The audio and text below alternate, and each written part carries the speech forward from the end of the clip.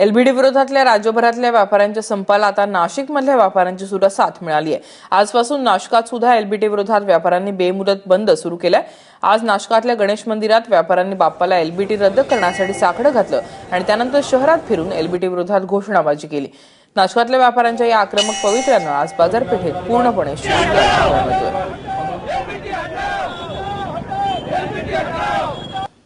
तर नाशिकमधले व्यापारी आज रस्त्यावर उतरले होते। या संदर्भातला आढावा घेतला आमचे प्रतिनिधी नितीन भालेराव यांनी। एलबीटीच्या विरोधात व्यापाऱ्यांच्या बंदला नाशिकमध्ये सुरुवात झाली आहे। नाशिकमधल्या व्यापाऱ्यांनी आजपासून या बंदमध्ये सहभाग आपला नोंदवलेला आहे। विविध राजकीय पक्षांनी सुद्धा त्यांना पाठिंबा दिलेला आहे। आपल्याबरोबरच व्यापारी कृती समितीचे अध्यक्ष प्रफुल्ल संचेती, काय प्रतिसाद आहे पहिल्या दिवशी? आज आम्ही एलबीटीच्या विरोधात जो बंद पुकारलेला आहे आणि आज त्याचाच एक भाग म्हणून आम्ही चांदीच्या सिद्धिविनायकाला महाआरती केली।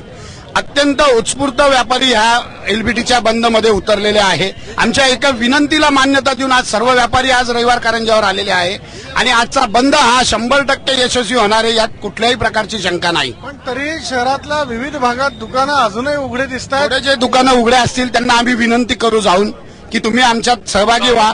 एलबीटीचा त्रास हा सगळ्यांना होणार आहे, त्यामुळे आपण सगळे एकत्र आले पाहिजे आणि आता येणारी 2014ची निवडणूक अत्यंत महत्वाची आहे।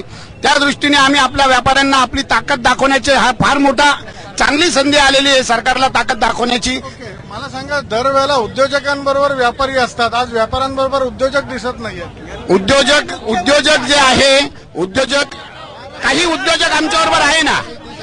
लघु उद्योग भारती ही जी उद्योजकांची संघटना आहे ती आज आमच्या बरोबर आलेली आहे आणि जे उद्योजक अजूनही आमच्याबरोबर आलेले नाहीये त्यांना जेव्हा 1.25% 2% लागल तेव्हा ते सुद्धा आमच्यामध्ये आल्याशिवाय राहणार नाही।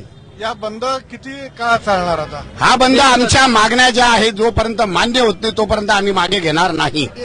एलबीटी गेल्याशिवाय आम्ही आमची दुकानं चालू करणार नाही। एकूणच आपण पाहतोय की व्यापाऱ्यांचा बंद जो आहे तो मोठ्या प्रमाणात आता सुरू झाला आणि एलबीटी बंद हटवल्याशिवाय हा बंद मागे घ्यायचा नाही असा व्यापाऱ्यांचा निर्धार आहे। कॅमेरामन किरण कटारेसह नितीन भालेराव, एबीपी माझा, नाशिक।